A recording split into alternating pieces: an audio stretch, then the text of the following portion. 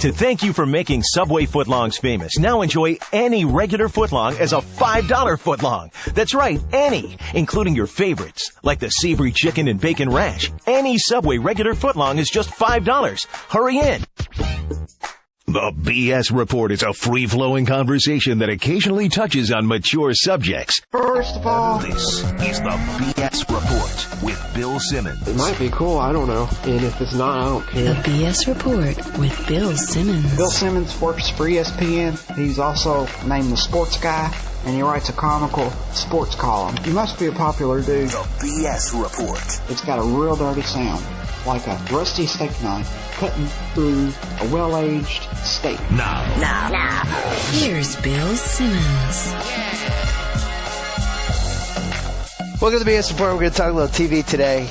One of our favorites, our favorite TV critics, Alan Sepinwall from the New York Star Ledger and the blog What's Alan Watching. He's on the Subway Fresh Take Hotline right now, and I hate him because he gets the lost episodes ahead of me. What's happening? I don't get the lost episodes ahead of you, not anymore. You don't? You and I are the same at this point, Bill. How many did you get initially ahead of me? This season I got none. Last season I got like one or two, but I'm up at like 10 or 11 o'clock at night trying to piece this stuff together like everybody else. Really? So you pour the pot of coffee and you just go? Yep.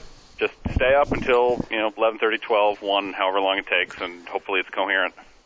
All right. Well, we're going to save Lost because I want to talk about the Oliphant show first. That all of a sudden I can't remember what the name is. Justified. Justified. It was originally going to be Lawman, and then Steven Seagal did a reality show with that title, so they had to scotch it. I kind of like Justified. I think it's a strong title. And plus, Yeah, it works. I like when they work the title into the pilot, when the guy actually says it in the dialogue and it brings it full circle, which he did near the end. I'm not sure how I feel about this show. I want to get your take, but here's my take. I love him. He could be in anything, and I think I'd enjoy it. He could be a gas station attendant. He could be the assistant coach on a women's basketball team. Really, anything he does, I would enjoy. And I think this show kind of takes advantage of that, both to as a positive and a negative, because I wasn't totally crazy about the pilot. What did you think? I like the pilot. I'm an Elmore Leonard fan. It's based on a character that Leonard wrote, and they used a lot of the dialogue. But, I love Tim Oliphant. He does like three things, but he does them really well, and they're sort of taking advantage of all those at once. He's uptight. He looks good with a gun, looks good with a hat on his head. Yeah. So I'm really enjoying it. So you think that his career has progressed properly? Because I feel like he should be bigger. And I don't know what happened with his career, but it's weird, almost weird to me that he's doing TV over, at least he should have had some sort of movie franchise at this point, I feel like. Well, the problem is he comes off as really angry. He did like this bad romantic comedy with Jennifer Garner a few years ago, Catch and Release, and you watch it and you're like, they're supposed to be falling in love and you keep waiting for him to kill her. I like it though. It's a good tension. It could be, but I'm just saying he's got limitations, and I think the TV stuff he's done, this in Deadwood, have worked around those limitations a little better. So you're saying that he's a little too dark to really transcend other genres? He could not. Certainly there's a lot of actors who are in the movies who only do one or two things, so maybe it's just a matter of him finding the right vehicle, but it hasn't happened yet. Would you say that Sawyer from Lost has the same problem? Because I think he's a really good actor too, but it would be hard for me to imagine him in a romantic comedy with Jennifer Garner. Yeah, no, I mean, I think at this point, the downfall of being on a hit show like Lost is, for the next 10 years, he shows up in anything. It's going to be, hey, it's Sawyer. Yeah, but I think he's better than that, though. No, I think he's one of the best actors in the show. Yeah, he started off as someone I was sort of lukewarm about, and has become really, really good over time. And him and the guy who plays Locke and the guy who played Ben are, I'd say, my three favorites at this point. Yeah, I would agree with that. Back to Justified. So I would describe this show, there's a little Roadhouse in it. Like, guy goes back to the small town. It's got that element. Definitely has a little bit of, like, modern Deadwood. A tiny bit of, I guess, maybe the Tommy Lee Jones character from The Fugitive and U.S. Marshals. Just like a tip of that. What else would you compare it to? Well, I mean, I think Roadhouse is kind of a good one. I'd say it's better than Roadhouse. Obviously better. Most of what was good about Roadhouse was not intentionally done. Right. I would say. But, I like these sort of shows and movies where the hero basically tells you what he's going to do to you, and then he does it. You know, Yes. I mean, it's sort of like a Dirty Harry quality almost. Yeah. I thought the pilot was a little fat. It could have been about 10 minutes shorter for me.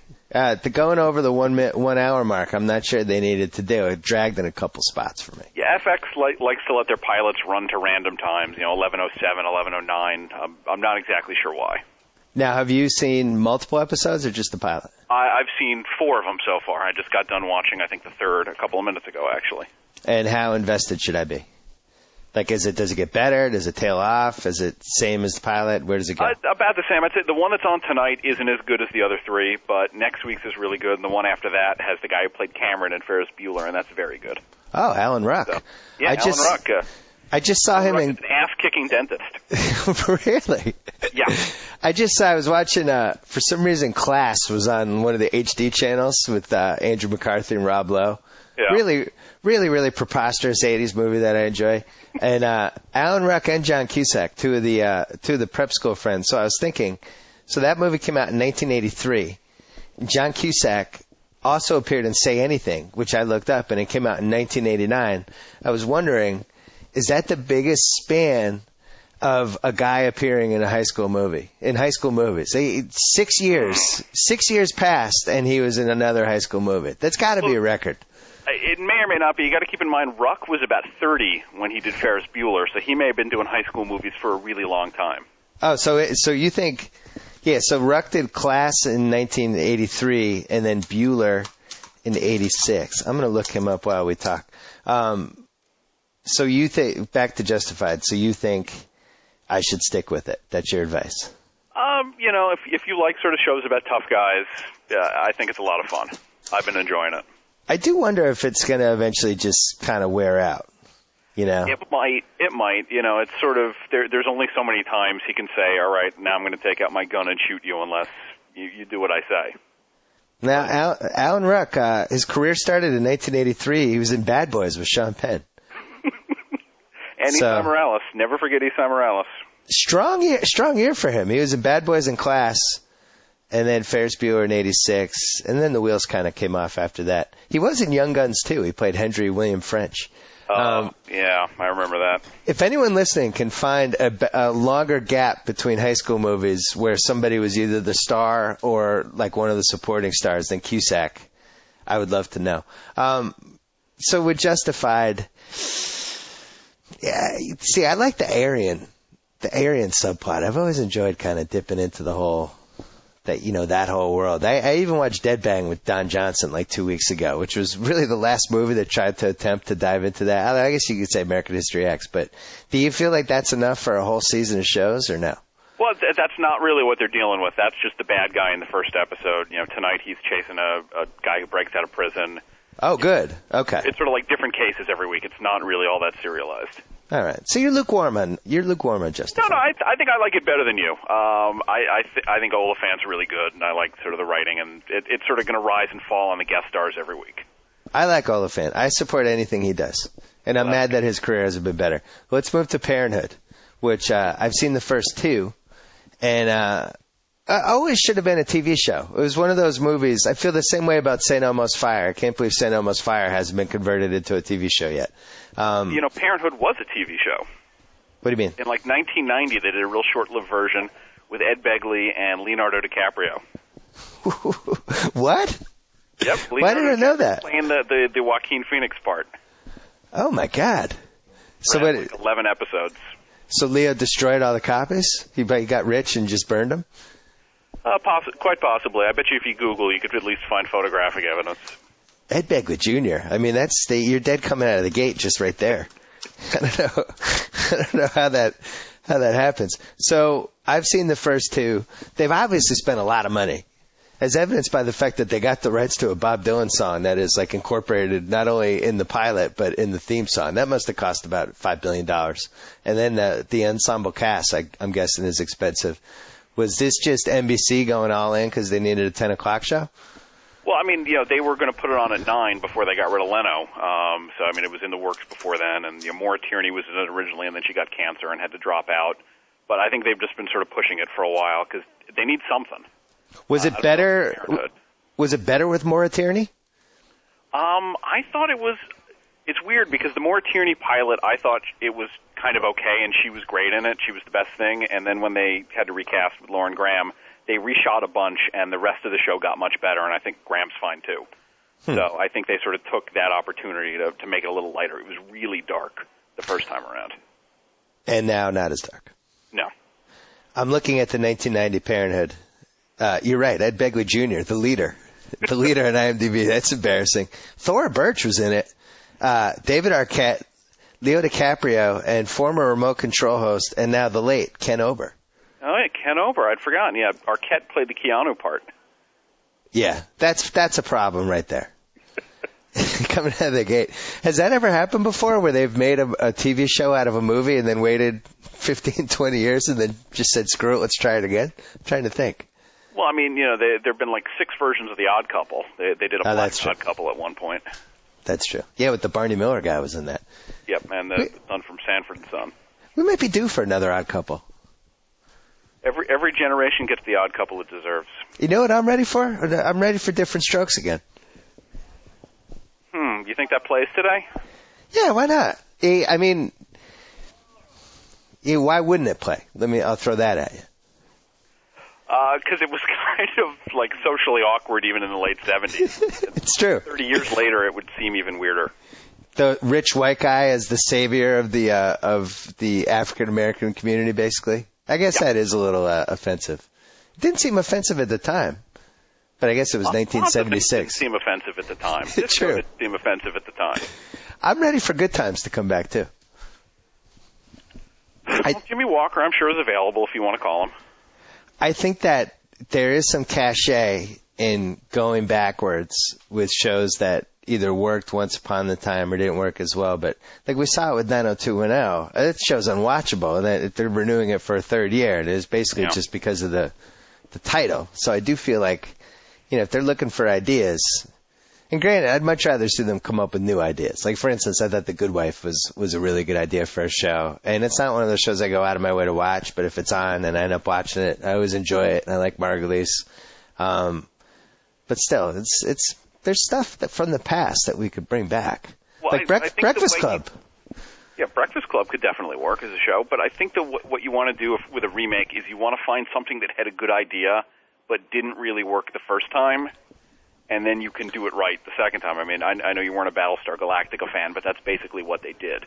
They took a show that was lame but had a cool idea underneath it and said, all right, let's take this seriously and we'll do it. So Manimal maybe is a candidate. You really think Manimal was a good idea? It was a terrible idea, but under your hypothesis, that's a show that didn't work that they could bring back. Maybe give it another whirl. Maybe the world's ready for Manimal in 2011. We have better technology now. It was CGI Manimal. The BJ and the Bear. Maybe we have better chimp technology. So Parenthood, scale of 1 to 10, what's your grade? I'd say maybe a 6 or 7. It's one of those shows where I think I like the people in it more than, at this point, I like what they're doing. I think some of the stories work, some of them don't. The one with Peter Krause and his kid, who has Asperger's, I think is pretty good. And I like Dax Shepard, who I've never liked in anything. I like him in this. But it's sort of, they're bouncing around from story to story, so if you don't like one of them, you're kind of stuck with it for a while. I didn't like the Lauren Graham, the daughter. That was a role that I thought could have been better. She's kind of a nothing part. Yeah, we get it. You're mean and you hate mom. Like, that was kind of a cliched part. I agree with you on Dax Shepard. Not terrible. Who knew? Yeah, from Punk'd. Yep. And then, I don't know. Craig T. Nelson is the dad. And married to John McClane's wife from Die Hard. Who had like a nothing role in the pilot. I think she had like 2 lines. And I didn't recognize her for the first half hour. Where do you stand on Craig T. Nelson? I'm all the right moves in Coach every time I see him. I just can't get out of it. See, and that's the problem that Josh Holloway is going to have whenever Lost ends. He's going to be Sawyer. It's just, you do something and you do it well. It doesn't matter how good an actor you are. People see you as that one part. Top 3 favorite shows, new ones, of the 2009-2010 season. Well, we're in a good stretch right now. I mean, if we're counting the Pacific as like a show and not a miniseries, that would be definitely number 1. It's a miniseries. I hate when they do that. How's it not a miniseries? Well, no, but I'm saying it's a show. It's something that's on that is my favorite thing to watch right now. But I'm saying when they go for the Emmy, they're going to pretend that's like a drama. Fine. No, they'll submit it as a miniseries. Band of Brothers was a miniseries. Okay, good. All right, so you don't have to be agitated about that. So Pacific, you're saying I should go and watch the first two? Yeah, especially if you can sort of watch them together. It's sort of like The Wire in that respect. Like, you need a little time to immerse yourself in it. But really? See, I'm kind of over World War II. 70 years ago. Over World War II. I'm over it. We've seen all the movies and TV shows we need to see about World War II. I can't think of anything that's going to happen in any TV show that hasn't been a variation of something I've already seen. I would argue that this isn't the case in this. Really? Because the Pacific Theater is really a lot different from, all the stuff we've seen for the most part is in Europe, Private Ryan, Band of Brothers, things like that, Kelly's Heroes. This is much more brutal. It's savage. It's really intense. It'll sort of work you like a speed bag. Oh. All right, I'll watch. Okay. I'll watch it. So number 2. So you got Pacific one. Give me 2 more. All right, let's see. Well, this hasn't debuted yet, but Treme, which is the new one from the Wire guys, is coming up on HBO in a few weeks. I've only seen the pilot so far, but, if it's from the Wire guys, I'm all in on that for a while. Hearing some buzz that they're already like trying to manage our expectations with, hey, if you love the Wire, that doesn't necessarily mean you're going to like this show. It's a lot different. Well, here's the thing. The Wire, it was sort of like it was tricking you into eating your broccoli. It would sort of mingle it with the spaghetti because it had all the social commentary, but there was still this really good cops versus criminals story every season. Mm-hmm. And there's no spaghetti with Treme. It's more of a family drama. There's no crime element or anything like that. But it's got Bunk and Lester from The Wire, a lot of the same producers. John Goodman, who's very funny in it. Steve Zahn, a bunch of other people, and the music's great. Again, I've only seen a 90-minute pilot, but I really loved it. And how many are they going to do? It's either 10 or 12 this first season. I'm thinking 10 because that seems to be what HBO does these days. Sunday night? Yeah, Sunday night. When How to Make It in America ends. That'll come on, I think, on the 11th. All right, save that because we're going to get into it with that show. I'm ready. What's your third? What's your third? In terms of new, probably would be Justified. Right now, there's not a ton of new stuff on, but it's sort of a good spring right now for returning things. Lost is on, Breaking Bad is on, Chuck is on, Parks and Rec, a bunch of other shows that I really like are going on. Party Down comes on in late April. There's a lot of good TV either right now or coming up in the next few weeks. It's a very busy time for me. I like Party Down. That's a very funny show. Yeah, it's definitely hit or miss, but when it hits, it's really good. Yeah, they did one episode last season where they're catering the after party for an adult film award show. Classic. A must watch. I insist that everybody watches that one. This is my favorite one out of all of them. Yeah, and if you have Netflix, they stream all of them, so even if you don't have Stars, you can see them that way. That was a great one. You mentioned Breaking Bad, which I have the DVDs now. Okay. Randomly in the mail, the AMC people just mailed me the DVDs. Which I didn't ask for. And stop until all of us have convinced you to watch it, Bill. Apparently, America is gathering behind this movement. After the tournament, I'm gonna plow through them. Okay. I'm just warning you now. It takes a little while to get its footing because they didn't really know exactly what they were doing in the first year, and then it got cut off by the writer's strike. But by the time you get to the second season, it's really just badass. All right. Anything else? Oh, Parks and Rec. People are in on that show. Had a bad first year, and then now everybody loves it. Yeah, that's a sort of a classic example of like a show that didn't know what it was doing, took the summer off, and figured it out, and has been really, really funny this year. And people had faith they were going to figure it out because there was a lot of smart people working on that show, and eventually, they had good actors too. So eventually, that's going to work. I am not watching. I'm not a network sitcom guy, but I feel like if I had to watch two, I'd probably watch that one and 30 Rock. Okay. I would say actually Parks and Rec and Community have been the two best of the NBC Thursday shows this year. 30 Rock has been kind of off, although the last couple have been good. But, in years past, it's definitely been one of the best. Really? See, I've heard split emotions on Community, so you're a fan. Yeah, some people hate it, and there's this weird thing because Modern Family also debuted this year, and it's like people decided that you're only allowed to love one and not the other. And therefore, if you like Modern Family, you got a bag on Community. It's like this bizarre feud that came out of nowhere, and I've been dealing with all year. It's a really random reason for a feud. I'm in on Modern Family. I'm gonna, as soon as the season ends, this summer I'm gonna plow through that, because I haven't heard one person say that they didn't like it and that it's not an easy 30 minutes or 25, I guess, without commercials. More like 21. 21. I met the guy Ty. Ty Burrell, yeah. I met him at some random party, and he was like one of the coolest celebrities I've ever met. I'm not even kidding. And I was like, and he was exactly like I guess he is apparently on the show, and it made me want to root for the show. This is why I hate meeting celebrities or athletes, because it completely affects the way you're supposed to objectively think. Do you have that trouble when you're doing some TV reviews? Sometimes, yeah. Like if an actor is a jerk or a producer is a jerk, or conversely, if I really like them but I don't necessarily like the show they're doing, it becomes kind of hard for me to, because I'm like, well, they're going to be reading this, and that's I'm going to feel bad. So I always have to sort of fight that as much as I can. It's going to be so awkward when I write a show. You're not going to know what to do. You're going to be like, if you hate it, you're going to be like, you know what, I have to abstain from this. I'm too close to it. I won't be objective, but deep down you'll hate it. I've been on the podcast several times now. I have to recuse myself. All right, let's get into it on how to make it in America. Okay. Here's my case for the show and why I like it. And it's weird because some people are just down on it.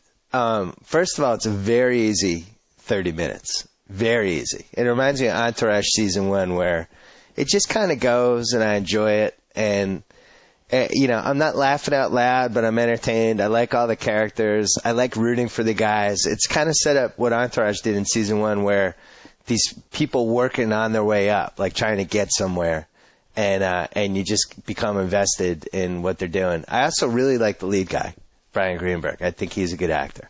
The other guy I'm not as crazy about. And I think the show's gotten better. Like, I thought the birthday party episode, which I think was the fourth one, I thought it was just a really good episode. And now, the plot's headed somewhere.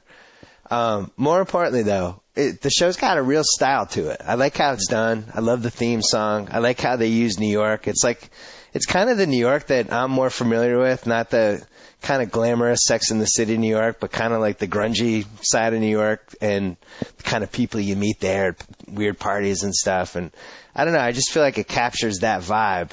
And then on top of that, I like how they do the photos. I think that the snapshot photos to kind of move the thing along, I think is pretty clever. Overall, thumbs up for me. Yeah, I mean, I agree with a lot of what you're saying. I love the theme song and the opening credits. It's the best one that HBO's had on any of their shows in a while. I think the style of it, the sense of atmosphere they give of New York is really good. And it is a very easy watch, and I've watched all the episodes and sort of had a good time doing it. But, it's like you say, there's not a lot of laughs in there. You got on my case back in the summer about Hung, because you're like, it's saying it's a comedy, but it's not funny. And How to Make It in America isn't even really necessarily trying to be a comedy. And I don't like Greenberg as much as you do. Really? I think the show sort of works in spite of him. Oh, so you're almost the Adrian Grenier corollary. Yeah. I think he's just kind of bland. And I'm not saying I necessarily love the other guy, but I think that kind of character is a more interesting one. But, I mean, I like the sense of hustle and the atmosphere and the idea that they are sort of starting from the bottom and working their way up. That's a lot more fun than what Entourage is at this point. I also I thought that was an awesome scene when they were trying to get into the club and they were in with the bouncer in the fourth episode and, oh, you can't get in, and the guy's just crushed, and it turned out it was a joke. Like, those are little nuances that I think Entourage kind of got away from. And if you watch they on HBO Comedy, and now I think Spike's rerunning the first season of Entourage, it was a much more nuanced show at that point. I think it's become a lot more blown out and slapsticky, and here are your three plots, and this is going to be crazy. And season 1 wasn't like that, in my opinion. Yeah. My only concern about How to Make It is, because it's from some of the same people who do Entourage, is what killed Entourage ultimately was everything started to come too easily to the characters. There was never any conflict. It's no matter how bad things get, it works out by the end of the episode. And we're starting to see a little of that in How to Make It. Like the latest episode, he randomly hooks up with a girl who can get him the T-shirts he needs. That sort of thing. And she was pretty. They've done a nice job, although I'm still not crazy about the female lead. I think the Shannon Sossaman, who I've always liked, who's like a bit character on this show, I kind of wish she'd been the lead. But hey, listen, my whole thing is, if you're keeping my interest for 30 minutes and I'm disappointed when your show's over, you're doing something right. And I do get disappointed when the show's over. So maybe, I don't know, maybe my taste standards have dropped. Show, Bill. You kind of, I don't know, you're down on it. I don't love it, that's all. It's an entertaining, it's sort of a pleasant way to spend a half an hour, especially sort of as a come down from, I'll have just watched the Pacific where stuff is blowing up and people are losing limbs and things. And, all right, now we'll go hang and we'll party in New York for a half hour. Listen, you like dark shows. What can I tell you? You like seeing people blown up, crystal meth. You're a dark guy. Justified, people getting killed. Sometimes I'm dark. Sometimes I go to that place. Maybe light's not your thing. So you are a Hung fan. I watch shows like Chuck that are just completely goofy, so I'm not entirely dark. You are a Hung fan? I kind of liked it more at the beginning, and then I faded on that as it went. So we'll see how that goes when that comes back in a few months. I just didn't think there was enough there to keep me watching every week. That was my thing. TV is doing their version of it, like with a teenager who's really well endowed. Is that true? Yeah, pretty soon, like every network will have their own version of Hung. Jesus. The MTV shows, they've been trying to do more nonfiction stuff. Any of it working? So far not yet, because, people like the stuff like Jersey Shore, which unfortunately is still in my backyard, or I guess they're going to Miami this year. Yes. But I think sooner or later they'll break through with something. The problem is they got a whole generation now that basically only watches reality TV, so it becomes harder and harder to get them hooked on stuff that's fictional. Klosterman wrote a thing once about how Friday Night Lights felt like a CBS show to him, even though it was on NBC. And the whole point of the piece was about how certain shows feel like they should be on certain networks, and it feels weird if they're not. To me, MTV just doesn't. I just can't accept nonfiction scripted shows from them. Yeah. It's just nonfiction scripted. That's a misnomer. I should just say scripted shows. It just feels wrong on MTV. I don't like it. Then the commercials come in and it's like, coming up next on some weird club show. And then it comes back to it just doesn't feel right. And I don't think they should do it. I can see that. Put it on Comedy Central or Spike. Spike is, now what do you think of this? Spike's made a couple efforts here. I haven't had a chance to watch them, I'll be honest. It's just, it's been a busy year. Really? Down on the Spike shows? I'm not down on it. It's just sort of, we used to have like 4 critics at the paper. Now there's just me, so I got to do triage on what I can and can't make time for. The Comedy Central show, Sarah's show got moved to midnight, not a good sign. Are you watching that show or no? Some of the time, the songs that she does always get stuck in my head, and then I sing them and I'm around my 6-year-old daughter, and that becomes a problem. What do you see with, I guess that would be a problem. I probably shouldn't watch South Park with my daughter, right? That makes me a bad parent. I'm going to say yeah. Yeah, damn. Well, I'm a bad parent because she likes the show and I don't care. You know what? The way the world works now, she's going to be able to Google horrible things when she's 7, so at least she can develop a sense of humor. So I had one more. How I Met Your Mother. You in on that show? I don't think this has been one of their best years, but I usually really like it. Big Bang Theory? Big Bang Theory, I think it's probably funnier than How I Met Your Mother, but is not a better show, if that makes sense. Like, sometimes a comedy can be really good and not be as funny as another comedy. What's weird to me is that there's not a monster comedy anymore. You think, like, even back to the mid-'90s. Like, I was thinking, who was I thinking about this? Some athlete reminded me of Fun Bobby. Remember? Friends. Yes. So in season 1, they had this character, Fun Bobby, who was like the most fun guy on the planet, and it turned out he had a drinking problem, and he stopped drinking, and he just became really super depressing Bobby. And there was an athlete this weekend that I was thinking of making a Fun Bobby joke about when I was doing my March Madness diary. And then I figured nobody would get it. And then I thought, well, everybody in my age range will get that joke because everybody watched the first 2 seasons of Friends before it fell off a cliff. And then that made me think, there's not really a show like that now. No. Comedy is pretty much a niche thing at this point. I mean, the most watched one is 2.5 Men, and even that's, I don't know anyone who regularly watches it at this point. So do you think we will ever see a show become kind of a cultural phenomenon like Friends did, I would say, going late first season and then early second season?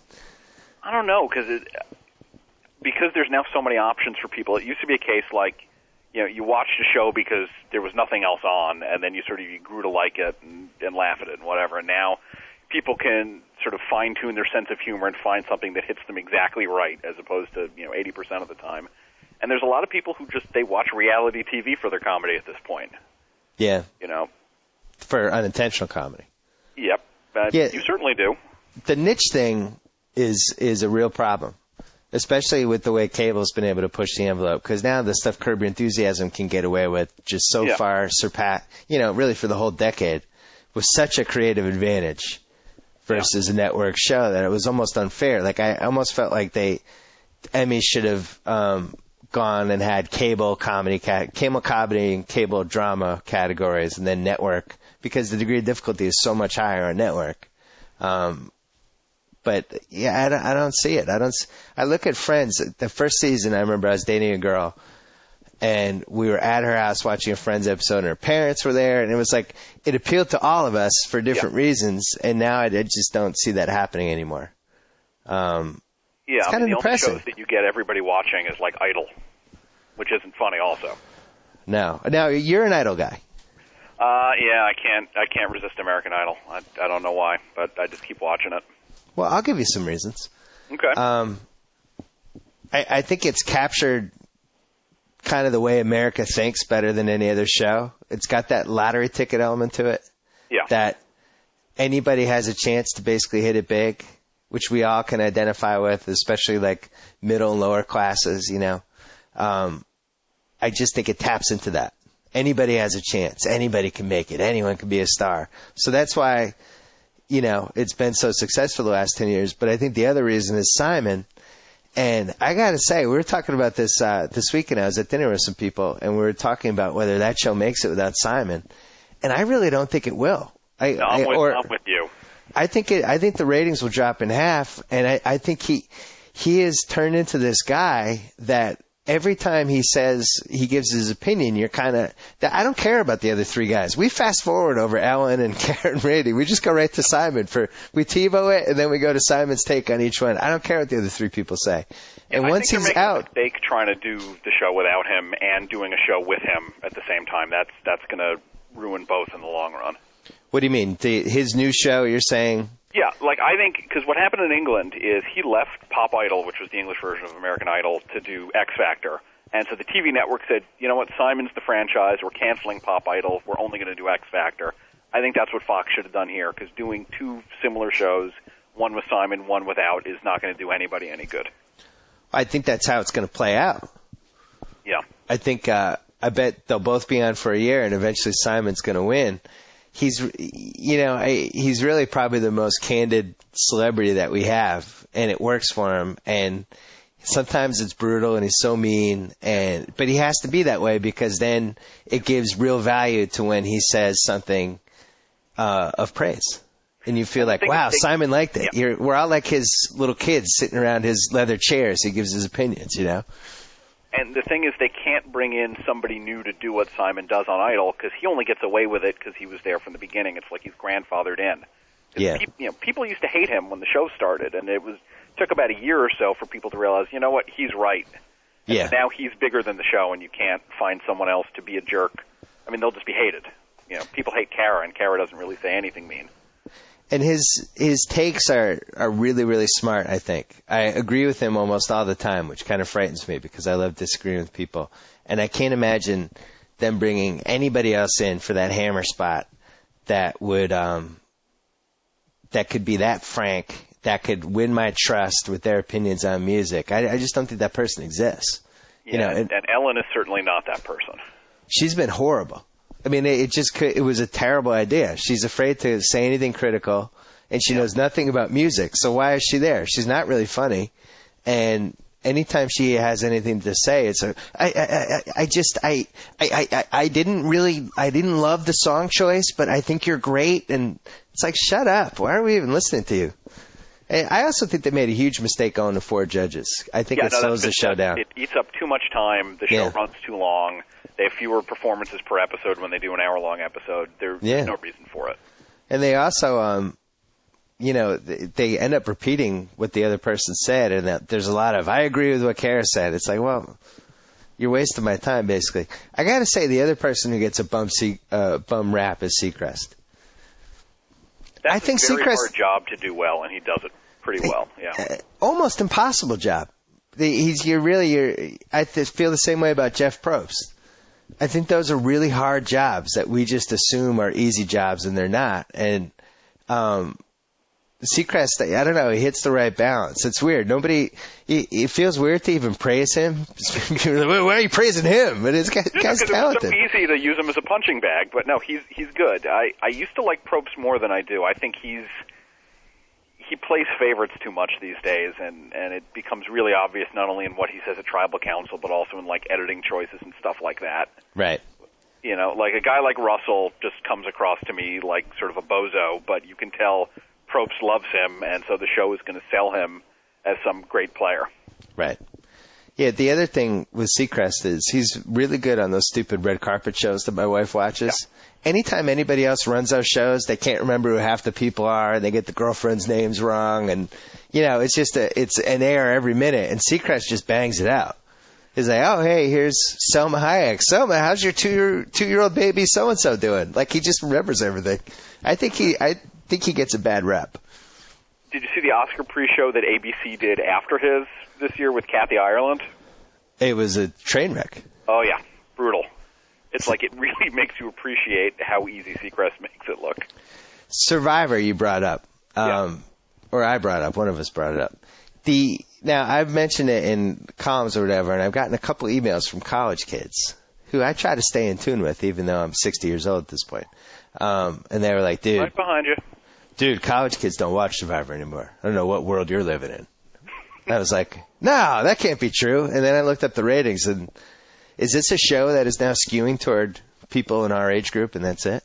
Absolutely. It's any show that's on this long, the only people who are sticking with it, are older, or they were young at the time but have aged with the show. New people are not coming. They're onto something different.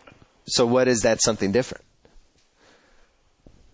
Jersey Shore, I hate to say. I don't know. Just dumber television? I'm an old man like you, so I don't have my finger on the pulse as much as I should. I hope if it's the Real Road Road Roast Challenge, I'm fine with that. Please gravitate toward that. So that's the most important show, and really, as I've said many times, should be our 5th major sport. I'm really enjoying the Survivor All-Star seasons, though. I like when all of them have played it before, and I think it pushes it to another level from a strategy standpoint. It really gets interesting to me, and it's almost hard to top.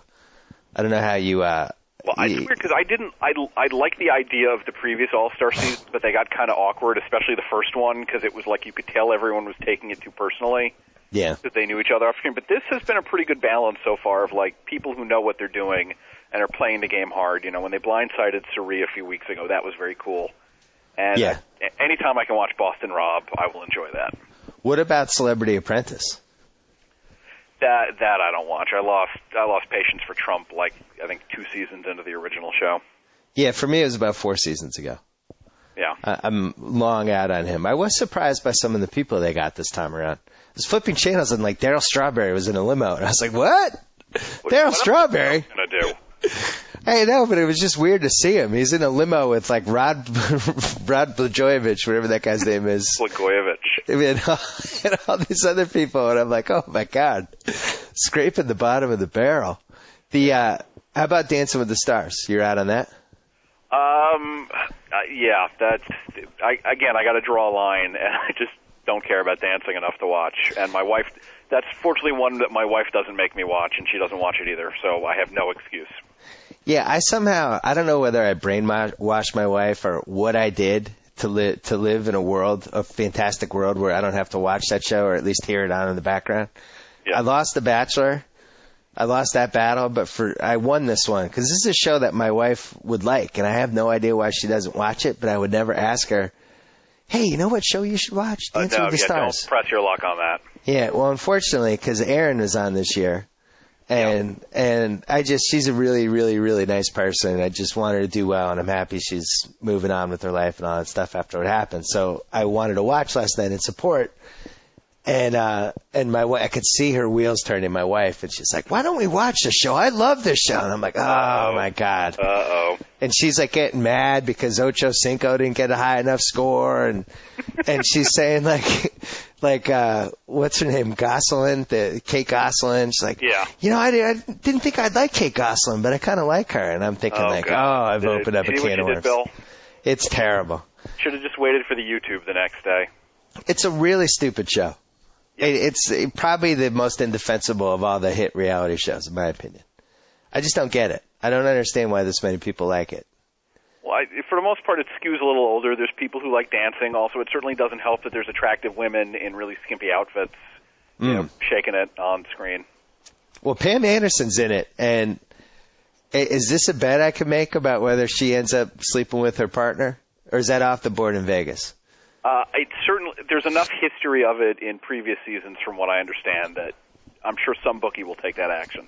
We used to make fun of Carolla when he was on, because even though he was with some Mormon who, you know, obviously Carolla's married, but we always thought he had like a little elementary school puppy crush on her.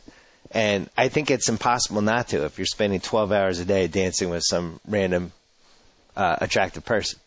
Wait, it's all like Carolla, Jeff Ross, now Aaron Andrews. Will eventually Klosterman be on Dancing with the Stars as well? Or are all your guests going to cycle through there? It could happen. My, fortunately for me, I'm an awful dancer. Not that it asked me anyway, but I was talking about, because Aaron was on, I was like, they're running out of ESPN personalities. I might be next. And my wife was like, you'd be terrible. You'd be the worst dancer they've ever had. It kind of hurt my feelings, I got to be honest. Now I kind of want to go on. I think Tom DeLay was worse than you would ever be. Did he have a fake leg or anything? I don't know if he had a fake leg, but I think it was him. There's some politician, like his first episode, he just sat in a chair for the whole dance, and it basically looked like the other dancer was giving him a lap dance. That sounds fantastic. That's why some people watch the show. We only have like 10 minutes left, so let's hit Lost. Okay, go. Defend season 6 to me. Why does it need defending? You like it. Do I like it because I just spent the last 5 years watching it and I want to like it? And I just want to make sure I didn't waste the last 5... How many episodes was it? How many episodes of Lost have there been? Like 150? There have been at least 100. All right, let's say 130. So 130 hours spread over 6 years. Do I want to like season 6 just because I don't want that 130 hours to just be a colossal waste of time that I regret? It could be, but here's the thing. And I've had my problems with this season. When they did the Jack episode and the Kate episode, I was sort of, on the verge of throwing stuff at the screen. But, then they've done some really other good ones. The one with Saeed, the one with Ben, the one with Sawyer last week. I don't know that any of us is going to be satisfied by what the end actually winds up being, but as long as each episode by itself can be entertaining, I'll be okay with that. Yeah, they're all entertaining. I mean, I never finish a Lost episode and go, I wasted that hour. I wish I hadn't watched it. But then I start getting mad the more I think about it. And like, for instance, I liked the Sawyer episode too. And I was thinking about it after, and I'm like, all right, what's the degree of difficulty for writing that episode? You're like, let's give Sawyer an alternate reality. We'll make him a cop. We'll have the Asian guy as his partner. Yep. And instead of a sting, it'll be a setup. And I don't know. It just feels like these guys are in a room just coming up, well, what are we doing for the Sawyer one? And they just throwing stuff against the wall. And because they had this alternate reality, really you could do anything. Like I could have an alternate reality with you right now, and you could be dressed like a woman. Well, does that have to mean anything? How do you know I'm not dressed like one? It's a great point. I don't know, though. It's just it bugs me, and this is the same reason I've absolutely hated dream sequences, especially with The Sopranos, which are the all-time hatred I've ever had for dream sequences in that show. But because they don't mean anything ultimately, and you could read into this, and the lantern actually means that's a window into Tony's soul, and it's like, come on, this is why I didn't want to take English in college. Yeah.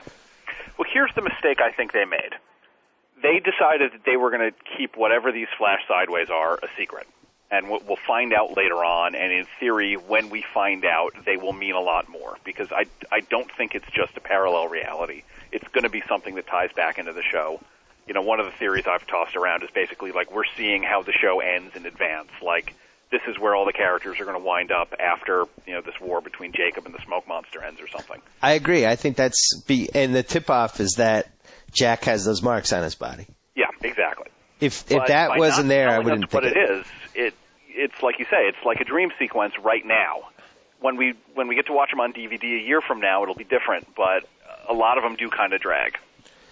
And that was, you know, I think the greatest lost moment ever, in my opinion, when they flash forwarded for the first time with Jack and the beard and Kate, and we got to go back, and it was mind-blowing because you knew that for sure happened.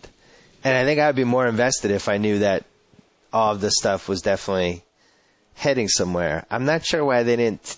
Maybe that's why they tipped it off with the marks on Jack's body, to be like, hold tight, this is all actually going to mean something. Yeah, no, I mean, there's been enough hints to suggest that this is real in some way, but the thing about the flash forward is you found out at the end of that episode. Because up until that point, we're sort of watching Jack wander around, and he's got a beard, and he's drunk, and he's listening to Nirvana, and you're like, what's going on here? Yeah. When in Jack's life did this take place? You know, what flashback does it fit in between? But then at the end of the episode, you find out it's a flash forward, and it's your mind's blown, and you get that sort of instant gratification. And I'm not saying everything Lost does has to pay off immediately, but I think this particular device is not working well without them having told us what it is. That was one of my proudest viewing moments. I called that flash forward like the second segment. I was like, this is the future. We're looking at the future right now. My wife thought I was crazy. Yeah. I rarely can have the aha moment way ahead of time. I'm always the guy who is completely flabbergasted that something happened. Those are nice when you can have those moments, though. Yeah, it's good. It makes it feel like worth it that you've invested all this time in some silly show. It's good. You can put it on the resume. My bigger issue with the flash forward, flash sideways, whatever the hell is going on, is that I just don't think they've been that good. Like, I think if you look at the first 3 seasons of Lost, the flashback episodes were really good. You know, or the sequences, segments, whatever, and how they tied together. I just thought they were excellent. And I don't really feel that way this time with these flash sideways. They're almost like intentionally not that interesting, and maybe that's the point, is that in real life their lives really aren't that interesting. I don't know. Well, I think some of them have been good. I thought the Ben flash sideways was very good. And I also think, like, if you were to go back and look at some of those flashbacks from the first few years, it's really only the first half season to a whole season of the flashbacks that really held up. And then after that, it was sort of, they were just sort of killing time, and, you know, we're finding out how Jack got his tattoos and things like that. Yeah, that was a bad one. Yeah, but you're right. Some of these flash sideways have been really dull. The one with Kate and Claire, the one with Jack and the son that he suddenly has. Even the Sawyer one, I think I like mainly just because I like Sawyer, not necessarily because anything interesting happened in it. I liked it more because I was rooting for a spin-off show with him and what's the Asian guy's name in the show? Miles. Yeah, I would Miles. absolutely watch Sawyer and Miles as cops. I would also watch Ben as a European history teacher who's just insulting everybody. with Locke as the substitute? Yeah, Ben, Locke, and Arst on a show together. I would watch that. Maybe that's where this goes. You just have 8 spin-off shows. Hurley's rich. He's a rich benefactor. But out of all those ones, Sawyer and Miles is a show that if you told me tomorrow, like, that show's starting on October 2nd, I'm setting the DVR for that one. Making it a 30-minute, like, black comedy or something. Yep. It's a great show. It's also a way that they could get around the whole, hey, it's Sawyer problem, because he's still playing Sawyer. Now, unfortunately, this can't happen because the colossal failure of Joey Tribbiani's show, whatever that one, Joey, that's ruined all future spin-offs, I think, for 50 years until we get the stench of that show off our bodies. We still get spin-offs now and then. You'll still get them on occasion. You know, NCIS LA is doing pretty well. But I'm saying ending a great show, but then taking one character and spinning it off. I think Joey ruined that. Yeah, we'll see. I think there's two. Frasier was so successful that other people will keep trying it. I don't think you watched Joey closely enough. I did watch Joey. I watched it a lot because Adriana from The Sopranos was on it. So I remain disappointed. Paper, I had to write about it. I remain disappointed in Joey. because I feel like that show Joey really kind of came on toward the tail end of Friends. Yeah. And I don't think he wanted it. I don't think Matt LeBlanc, he's kind of doughy. Like he kind of mailed it in, and something was wrong there. It just didn't. It's a show that I think should have worked. Like it's for the same reason that Parks and Recreation, they figured that out. Yeah. Like you have an idea with a lot of money behind it, and you have smart people involved. The show should work. It shouldn't just be a colossal failure. Yeah. So where do you see Lost ending? Give me your structure of the final episode. I'm throwing out a prediction just because I feel like I have to believe something about the Flash Sideways, but I think there's going to be a war between Jacob's people and the Smoke Monsters people. Sawyer is probably going to sacrifice himself to save everybody, and the people who sided with Jacob get relatively happy endings in the Flash Sideways, and the people who didn't get bad endings. And that's the stuff we've been seeing so far. Well, we'll see. When's the final show? May 23rd, I think. I hope it's not against an NBA playoff game that I'm going to care about. It probably will be. Case. Well, it probably will be. Well, I'll TiVo Lost. I like TiVoing it anyway because, and I think they started this in season 2 or possibly season 3, but they started cramming it, going with quicker segments and more commercials. Yeah. So instead of like having the 3-minute commercial break or 3.5, it's 2 minutes, but there's more stops and starts, which I don't like. So it's a more fun. We usually started at 9:15, and then just fast forward, and you're done at 10 anyway, but you missed all the commercials. Yeah, that's what I do too. But you got to be careful though, because that thing is going to get spoiled very quickly that night. Stay off of Twitter. Yeah, Twitter has become something that you never want to go to under any circumstances if there's anything that might get spoiled. Yeah, scores, movie endings. Yeah, all that stuff. All right, Alan Sepinwall. Anything you're writing about this week?